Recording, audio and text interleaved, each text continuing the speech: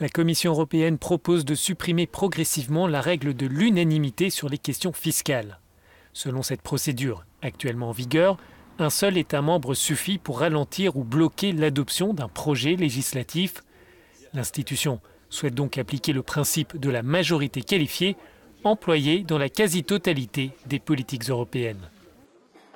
L'unanimité ne protège plus la souveraineté fiscale des États membres.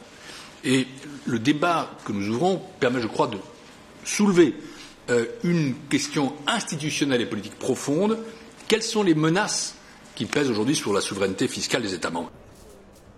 Selon la Commission européenne, cette unanimité coûte chaque année plusieurs centaines de milliards d'euros. Sur le principe, la France apparaît favorable à ces propositions, mais certains États, comme Malte ou les pays scandinaves, émettent des réserves.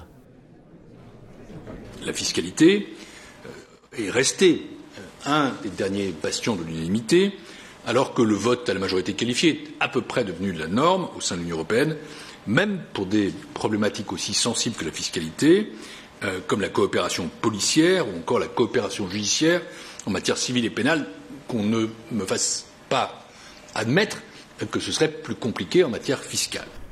Ironie de la procédure, pour passer du vote de l'unanimité à la majorité qualifiée, les propositions de la Commission devront obtenir l'approbation des 28 États membres.